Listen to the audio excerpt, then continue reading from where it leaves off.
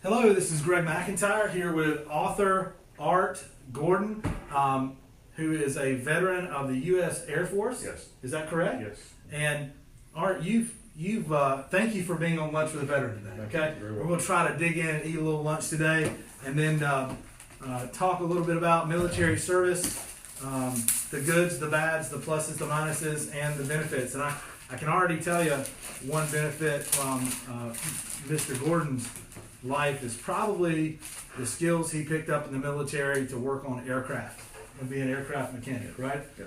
And I was just looking at my notes, okay, and you retired from the Air Force after 28 years as an aircraft mechanic. Is that right? Yes, sir. And worked in 7 states: South Dakota, Alaska, Louisiana, New Jersey, Greenville, South Carolina, and New Mexico, right? Yes, and then a lot of deployments in there also. You were on Area 51, were you? No, No? Okay, all right. And now with Curtis Wright inspecting parts over there. Yes, I work for the Department of Defense, and my office is at Curtis Wright. Work for the Department of the DOD. Yes, and I inspect. They make parts for the F-35 Joint Strike Fighter. Right. And my job is to, when they call me to look at the parts, I approve them for the government, and that way they can install on the aircraft. That sounds pretty fancy. I enjoy it. I've been there a little over 2 years. I mean, that sounds pretty. That's a nice title to work for the Department of Defense as well, right? That's big time. Yes, I mean, it's nice. I mean, I retired in 2011, and I went to work in the private sector for 3 years, and then I got back into the DOD back in, I guess, January of 15, and I've been here ever since. So, working on parts for the F-35 Strike Fighter. Yes. That's a big deal too. Yes, brand new airframe there. I don't know how many they have. Is that the one is that the Raptor or something like that? That's F-22. This is F-22. F-35 is even more advanced than that. It's the Lightning II, I think is what the nickname is. That's the one that, was that the one that had the overruns and they're trying to bring down the cost and get it pushed through? Yes. But are they in full, yeah. They're not in full production. They're gradually getting there, but Curtis Wright, they're one of a lot of contractors for Lockheed Martin, and they do an excellent job. Sure. I haven't had a problem with them. So they're going to be, it's going to be the most advanced fighter on planet Earth, right? Yes. Well, that's also pretty important. Yeah. So, where are you from originally? North Carolina. North Carolina? Yes, I grew up in a little town. Me too. If I you grew up down the road. you ever watched the Andy Griffith show, they mentioned Mount Pilot. Mount Pilot? That's where I'm from. Okay. Is that in the mountains? Yes, it's 2.5 hours from here. Isn't that like north? Just north of Winston-Salem. North of Winston-Salem. Okay. Between Winston-Salem so and pretty much Virginia. just north of here. Yes. Yeah. Okay. We Cool. 10 miles from Mayberry, but it's not really called Mayberry. It's Mount Airy. In the real world, it's called Mount Airy. But He's doubled his Mayberry on the news. Yes, I've met him on one occasion many years ago. He still has family around there. Mm-hmm. Awesome guy. So he was actually from there. Yes. And I mean, isn't that kind of weird how that worked out? And he actually came back and filmed the show there. Yep. You know? Now they'd have it on some movie set or something. Oh yeah. The whole town. No, they filmed it on movie set. Oh, they did? Okay. Yes. Okay. But he came back to the town a couple of times they have Mayberry Days now. It's a pretty big thing there. Now Pilot Mountain needs to do something like that also. Take advantage of. You need a TV show. Yes. Maybe take you need advantage a TV of show the about name. working on aircraft or something. I don't want to do that. No. So with the Air Force, it sounds like you were able to travel. Yes. I don't know how many countries I've been to. I've seen good things and bad things. Back in the 80s when I came in, was the Cold War still going on, so our biggest thing we were looked after was Russia. I mean, that was the number one enemy we had back then. And in 1992, the Cold War started. If you listen to the news, you'd think it's the number one end we have today. Yes. And in 1992, they did a massive reorg after Desert Storm. Mm-hmm. And they got rid of some major commands, stood up some, and by then terrorist was the big thing on the block then, and Yeah, I've deployed quite a few places. Spent a year in Iraq. That was in 2007 to 2008. I've been around the world a few times, completely around. Right. Yeah, I love my job. You don't join the military to get rich. You join it for your service. Good benefits. Yes, but they're not as good. They're not as good as they used to be. Right. True story. I guess you can retire after 30 with full, 20 with partial now. 20, it's 20. You get 50% when you retire at 20 years, and it's 30 years. It's 75%, and any place in between, I think it's 2.5%. But 30 for enlisted people, the 30 years is the most you can stay in, unless you're the Chief Master Sergeant Air Force, and then it's a few years after that, and they get paid a little more. Their retirement is a little more, but yeah. I'm not a political person. I mean, I'd rather stay on the flight line. I mean, I love my job. I got to travel a lot, see good things.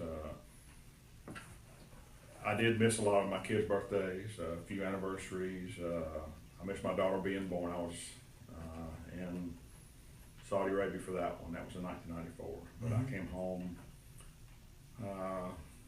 the day after Thanksgiving. Is when I got to see her. She was born in October, and I got to meet her at the end of November.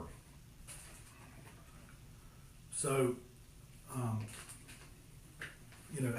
did you end up, did you have any idea when you went in the military that you'd end up with 28 years in, traveling the world? No. I mean, I went in, I knew what I wanted to do when I went in. I wanted to be an aircraft maintenance person, and I went to my recruiter, and I joined in April of '83, and I got orders to Guam, nice place. Yeah, like Hawaii. small island. And it's hot there, palm trees, coconuts. But in the I can't remember what the reason was now, but they canceled those orders and sent me to South Dakota instead. And I never heard of South Dakota. I mean, not figuratively, but so I drove out there, and Pretty though, isn't it? pretty cold. Is it cold? My first winter there in '83, the chill factor was 100 below zero. Wow. And I thought it was cold in North Carolina, but it's It'll not. cut through your clothes. Oh yeah, they give you excellent cold weather gear. They shut the whole state of South Dakota down that winter. I mean, and we all knew it was coming, so they, okay, the roads are going to shut down at this time. Make sure if you need to go to the grocery store, stuff like that, get all your stuff. And then they closed the base down, and it hit. And I mean, the biggest thing out there was the wind. I mean, snow drifted. I mean, you could have, Because it's not it's flat, hilly like it is here. No, I mean, you could have behind your car an inch of snow, and in front, other side of your car, a foot. And I didn't mind it there, but it was not here. But I met a lot of good friends there. I mean, I still keep in touch with them. I've been there and gone from there and since 1990. Well, thank you for your service. Thank you very much. You're welcome. Yeah, I did four in the Navy, and I worked on E2C Hawkeye radar systems, the electronics from the aircraft. But they'd send them to my shop, and we'd work on them there. The O-level techs would pull out those parts and send them to our shops, and we were high-level techs, which just intermediate. I don't know what really that means. Yeah. That was just what they called us, and I had a shop on shore that they'd send everything to, and that they couldn't probably fix on the carriers and stuff like that. And then I was deployed out with a couple of carriers, so I actually circumnavigated the globe on the Nimitz, USS Nimitz. Big ship. And what's the Nimitz or the Connie? Might have been the Connie. We've been around the world. One of them was to Westpac, one of them was all the way around. But yeah, they're big ships, and but we fixed everything on the boat when I was on there. How about that? So, but yeah, so I was probably not too far removed from what you did. Aircraft mechanics, though, just depending on what you work on. Do you guys specialize on things within the aircraft? As a crew chief, we were, how do you explain it? You were jack of all trades and master of none. We knew a lot about a lot of things, but we were not trained specifically. So if something major happened to a component or whatever, we could do some troubleshooting, and we would get a call specialists. We'd get them out to look at the aircraft, and if it was in depth, they would fix the aircraft. But we always flew with the airplane when it left home station. I mean, if it just want a local sortie, we wouldn't go with it. But if you were going TDY, we'd go with the aircraft. Usually it was 2 to 3 people.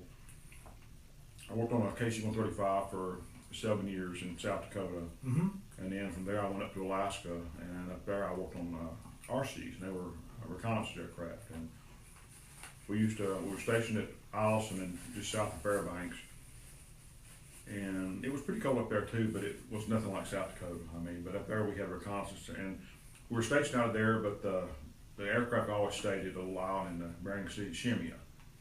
And I went up there a couple of times, and it was a good time. I mean, very small place. It was called the Rock, and you lived in a hangar, and the aircraft stayed in a hangar, and they would stay in the hangar until the klaxon went off, and we would, no matter all times of the night, day or night, we'd back the aircraft out, and they would take off and do their mission, and we would just sit there doing whatever until it came back, and we'd catch it, recover it, put gas on it, through flight it, and stick it back in the hangar, and it would sit there until it needed it again. And that was probably one of the real world missions. I mean, we were still flying around Russia, and that was a fun real world mission. And then the Gulf War started. I hadn't been up there very long. The Gulf War started. I was supposed to go deploy to Turkey, but I didn't go, so I stayed there. And then they closed it, bracked the base. It got moved, the aircraft to Omaha, Nebraska, and certain people with certain ranks. They had choices to where they could be stationed at. So I went up there on a 4-year tour, and I only stayed there 2 years. And my rank, my choices were California, Nebraska, and Louisiana. So I chose Louisiana, closer to home. My wife didn't like cold weather, but I got there and it was 100% humidity, so I almost died. Where was that? Louisiana. Louisiana? Oh my gosh. Shreveport, yeah, it was pretty bad. That's a pretty big drastic change in Alaska. Yes, it is.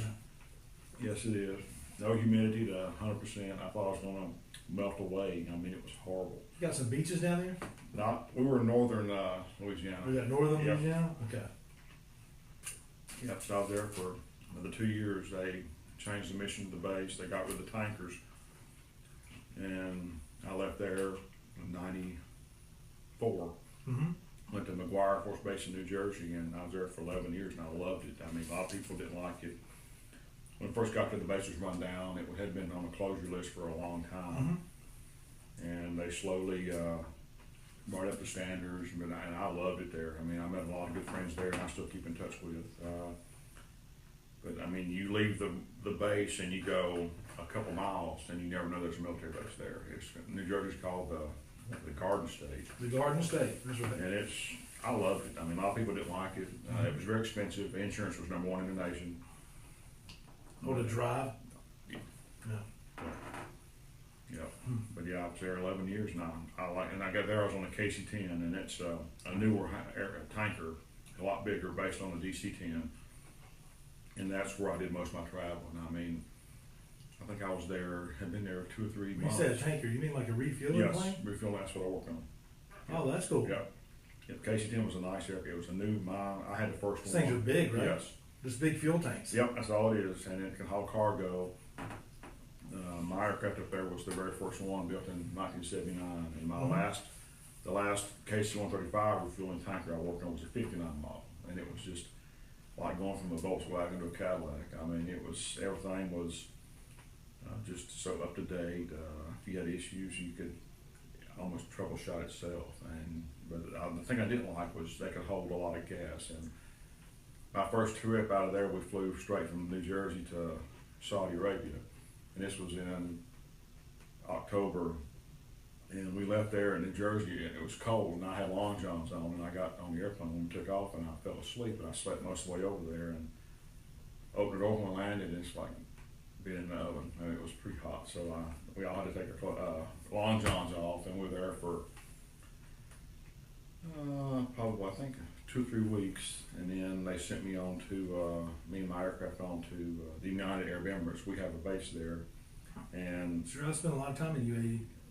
I like it there. Oh yeah. I mean, it's very So American, make it up to Dubai? westernized, yes, westernized there, and So we most poured in people- Abu Dhabi and then yep, take the.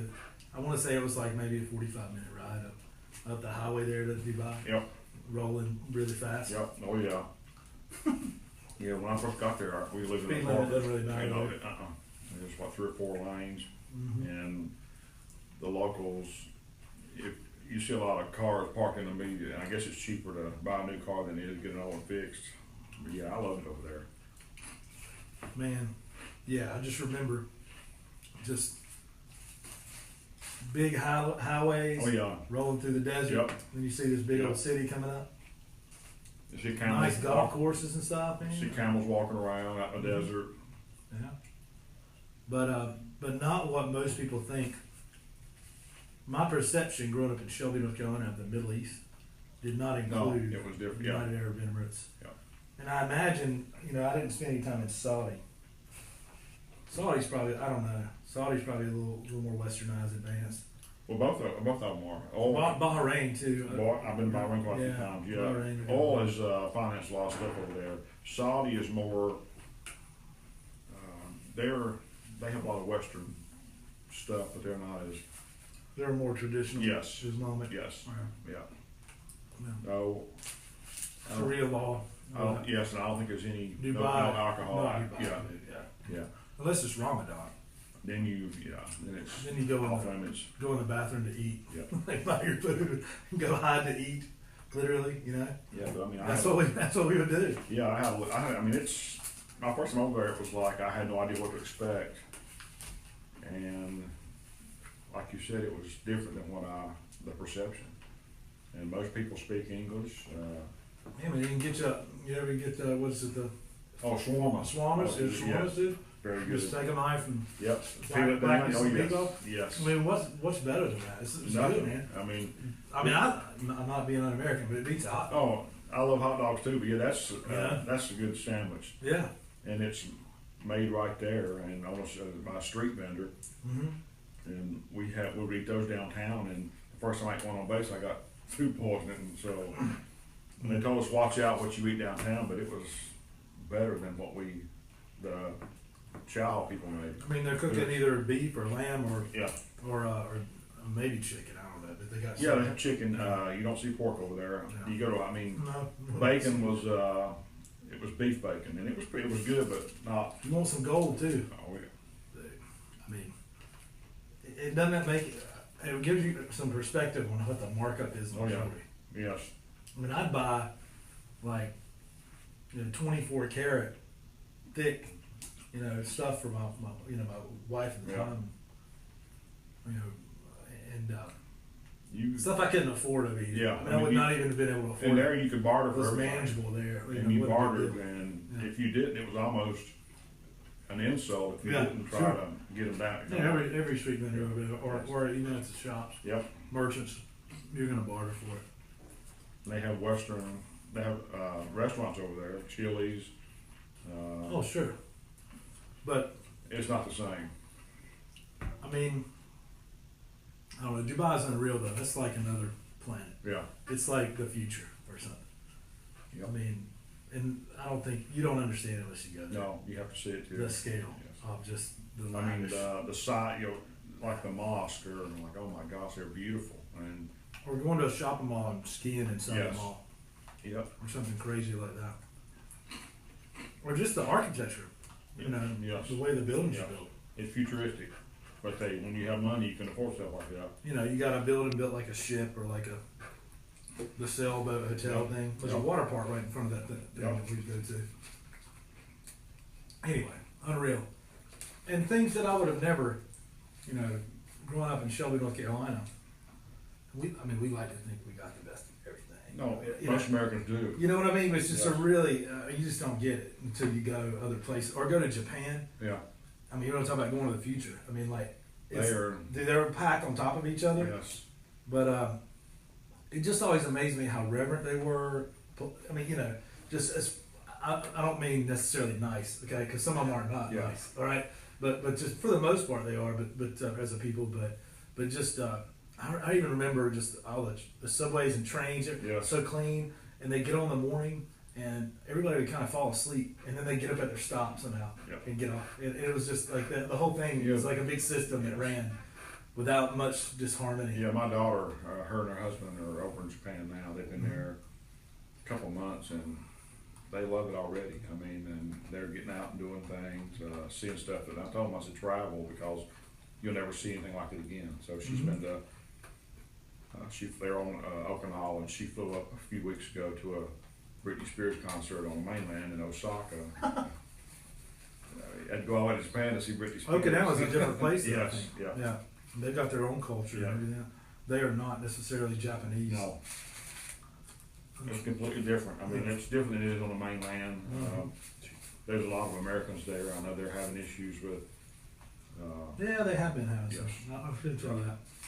You know, I think they would be happy if they removed that base from Okinawa. They have, sometimes they have demonstrations. Or if they for that behave. reason. Yeah. Yeah. Everybody behave over there. But they, I mean, in the same breath, that there's a lot of businesses built around those bases. Oh, yes. I mean, if a base. And a lot of the stuff that they're mad that they're getting in trouble for, they're feeding.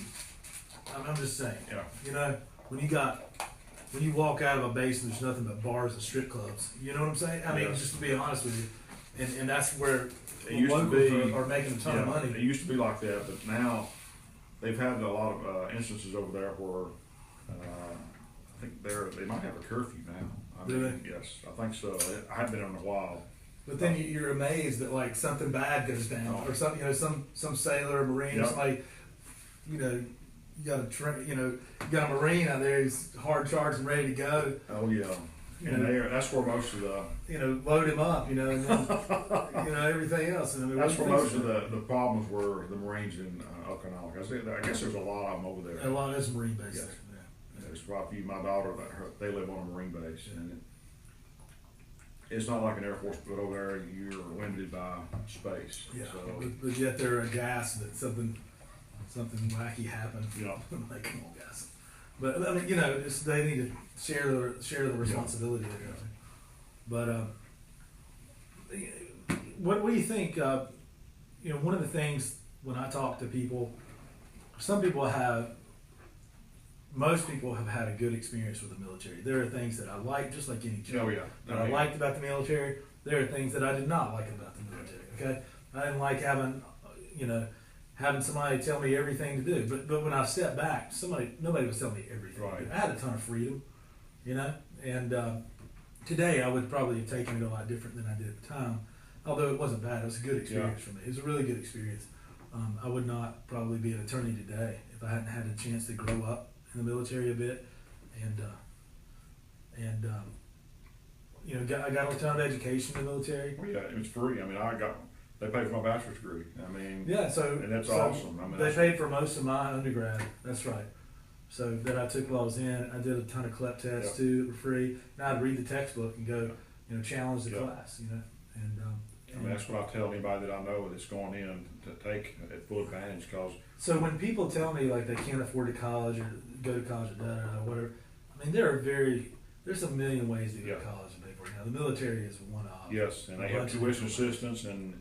Tuition assistance. You have a certain amount that you, and matter of fact, I took so many classes before I retired, I ended up having to pay for one class in my pocket, but that's not bad. I mean, I paid for one class for a college education. When we went out on the boat, we'd have professors go out, so there was continuity there. And if you're in that military education system, if you're a college affiliated with it, and I mean, you know, it's like University of Maryland, there's other, Yeah, you know. I did Embry-Riddle, and Embry-Riddle, yeah. matter of fact, I was stationed in Mexico before I Big retired, airplane and I school, went, I deployed to Qatar or Qatar, depending on how you say it, and I was finishing up a class, and I was able to finish my class deployed, and I would just once a week I would get on like we're doing now video with my instructor in New Mexico, Right. and I would email him my homework and stuff like that, and it was easy. I mean, the way it was, the technology now is so much advanced. Oh, I did a ton of online stuff, you know, back and forth and video comments whatever. And plus, you know, when you're doing it and you really want to do it, you're just really involved. You're not being pulled through the college Right. system or I university mean, system.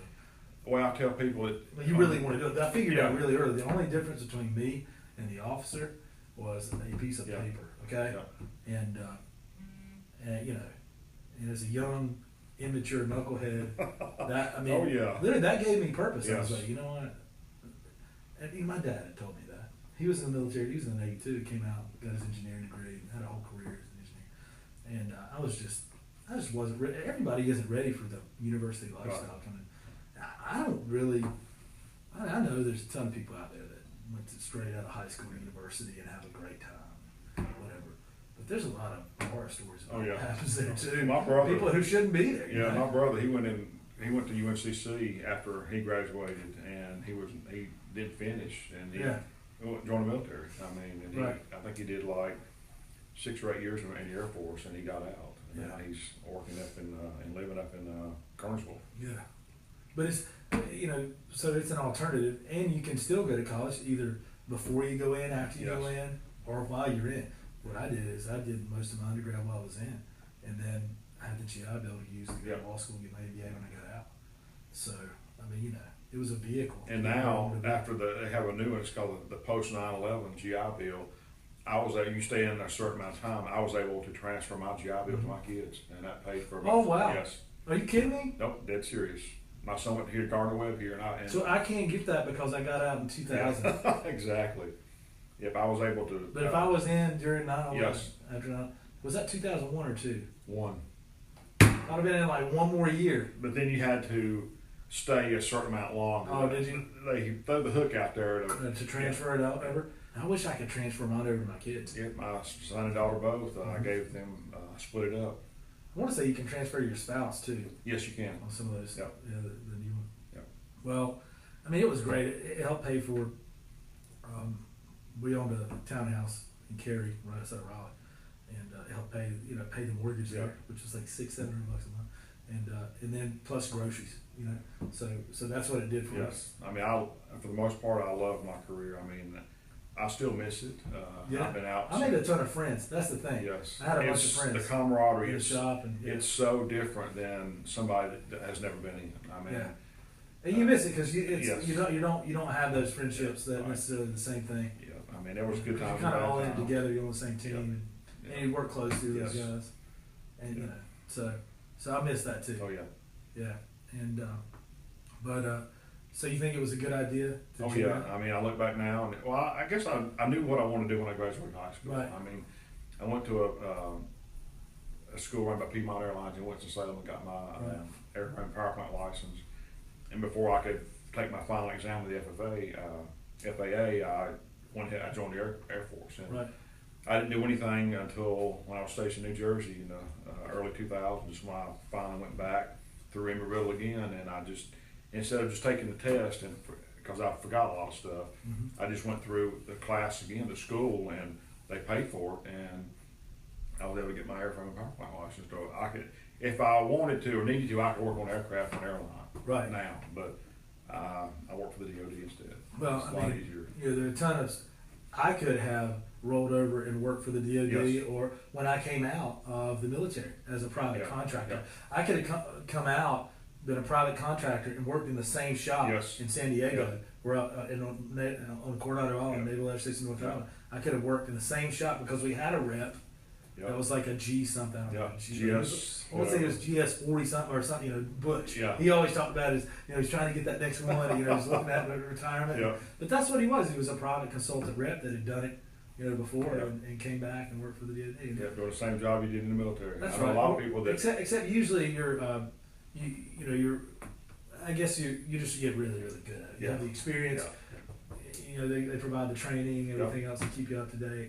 And you're there as a resource to the new guys coming in and everybody else. So I interacted with a Lockheed Martin representative I had, Curtis Wright, and he's a retired Marine. He's been doing this for quite a while. Very knowledgeable person. I mean, the Marines have the same thing. Yes. I was in A school with Marines, and and they'd go just out to their squadrons and specialize in the aircraft they worked on. And C schools after the A school. A school was in Millington, Tennessee, which is right outside of Memphis. the Air Force. Naval Air Station. We went to our aircraft was the school was in Wichita Falls, Texas, and it was back then. It was I think I was there for like 6 weeks, and then from there I went to Grissom Air Force Base in Indiana, a little just north of Kokomo, and now it's a reserve base. It was a huge base back in the 80s, Right. and they turned it over to the Guard, the reserves and the Guard in '92. So it's still a nice bit, a pretty good sized base, but it's not active duty anymore, and that took away a lot of the airplanes. But yeah, I think a lot of stuff's changed. I think Millington is like a record space now. Or something. Yeah, it's just a lot of stuff has changed since 1992. Yeah. I mean, some for the good and some for the bad, but I wouldn't trade anything. I mean, the worst is I learned something from it. Right. I just don't want to, I hope that all the lunch for the veterans we've done, that is a thing. Most people are enriched by the experience and come out of it better, and I mean, make whole careers off their experience in the military. Whether it's 2 years, 4 years, whatever. I know that my dad's 2 years in, helped propel him to a whole career in engineering. My 4 years helped me get my bachelor's degree, grow up, which I needed to do, and also make a ton of friendships and just and figure out and get some drive. I think in some direction instead of just hanging around town. I had, matter of fact, the guy. I wonder what would happen if I just stayed here. I mean, back home there's nothing. When I was in high school, I worked on a tobacco farm, so our family we raised tobacco, and that's gone. I mean, there's very few people around that grow tobacco. The buyouts, they did the buyouts. I actually did a lot of real estate closings on buyouts. I want to say it was the Fed that came in and bought out. So we just. We still paid them not to farm tobacco anyway. We still own all our property, but now I have a first cousin. He raises cattle, and that's what our land is in Guard and stuff like that. But I think getting out and traveling. I tell my 17-year-old who is smart as a whip. I mean, really driven. Into his, ordered all his textbooks this spring. So he could go ahead and do AP Physics over the summer, so he'd have the class. He'd already know everything going into the class, right? That's the stuff he does. And where I would have been out playing or whatever. I'll get to it in class. Okay, that's time. But I tell him, I'd love for him to, military or not, or just like I don't know, I'll buy you a plane ticket to London or somewhere. Start there, go across Europe, go across Asia, come see me in a year. You just go, man. Figure some things out, get a couple odd jobs,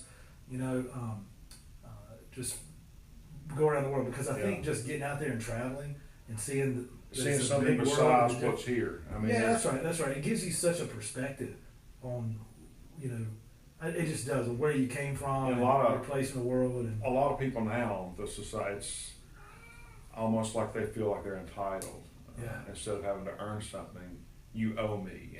And that's not the right way. I mean, you need to work for what you earn, not just walk around with your hand out all the time expecting something. Yeah.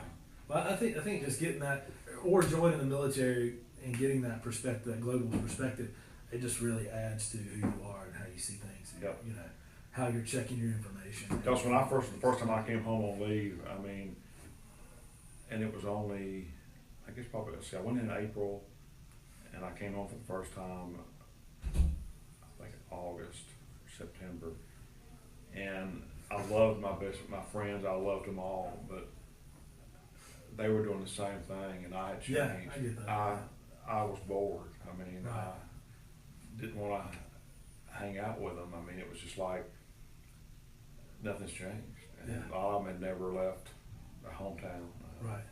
And here I'd seen things that I would never have thought. And not knocking anybody out there that's lived in the same town their whole life, but if you expand your knowledge and your view of the world, I don't know, it just gives you perspective. Going straight into a university and trying to pick a degree or something to go toward. I mean, how do I do that without any experience or perspective? I can't. I just have no tangible, real knowledge. I'm just guessing.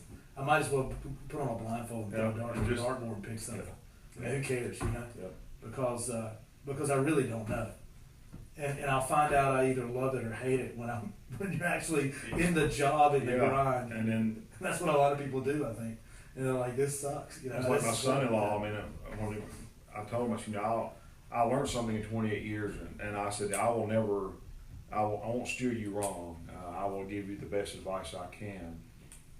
And I think so far he's listened. I mean, I told him, I said, if you're by yourself, it wouldn't bother me. But now I have a vested interest because you married my daughter. Yeah, sure. But I mean, he loves his job. That's great. I mean, there's nothing worse than working a job that you don't like. I mean, that's bad. But yeah, so far he loves his job. I will never do something in my life that I do not. Yeah, I mean, really have a passion for. All the money in the world, if you're not happy, no, it's not. Because I can get by and feed my family working suck jobs, for lack of a better word. I can do that. Yeah. I can get a few jobs, and feed my family and be okay. But why? I mean, you can just pick your passion and do what you like to do. I mean, like I said, I'm so glad I went in the military. Yeah. I mean, it got me off the tobacco farm, and I'm not. I mean, people who know me, I mean, I'm no warmonger or anything else. I'm very patriotic, although I have respect for other cultures and things like that. I think that's what you get. I mean, but everybody, the military is not for everybody. Exactly. But I think some people have a preconceived or a misconception about what it is. Yeah. And they think it's super militaristic, and it's not. No. I mean, you could go be a cook, or you could like run a restaurant, or a hotel. Or you could do all kind of just anything you can do in the civilian world. They'll train you. And teach you how to do. And you'll come out highly coveted to do it in this private sector. Yeah. So and get your education. Well, thanks for coming by. I wanted to present you. I had a black stove American flag. Okay, and wanted to give that to you. Okay. Well, thank you very much. You're very welcome. Thanks for being on Lunch for the Veteran. Thanks for having me. Yeah, and I'll email you a copy of the show from YouTube. It'll be up on Facebook, and if anybody wants to get the rest of our Lunch for the Veterans, they can go to our website, mcelderlaw.com. Yeah, I've never heard of this, and this is an awesome thing. Thanks. I can, if you want more, I can herd people your way. Okay. Well, we're going to take the summer off from Lunch with the Veterans, so this is the last one for the next 10 weeks or so. We're going to do, I do a lot of writing too, and I wrote a book called Saving the Farm. So Hayden works here. Hayden works with me. I think I work for Hayden sometimes. We're going to take a chapter of the 10-chapter book, Saving the Farm. It's got a little bit about my family story in there, about saving money and property for seniors and their families. And we're going to talk about a chapter each week on Monday at lunch, and just catalog those chapters and skim those chapters. And after that, we'll start back up. Yeah, I know a lot of people I work with that are veterans. Okay, I'll tell Hayden. I remember the American Legion Post also, and I'm a member of the VFW here. So my father-in-law's Evan Thompson. Yeah. So over there. So anyway, and well, thank you very much for your service, and thanks for being here. You're very welcome. Thank you. Mm-hmm.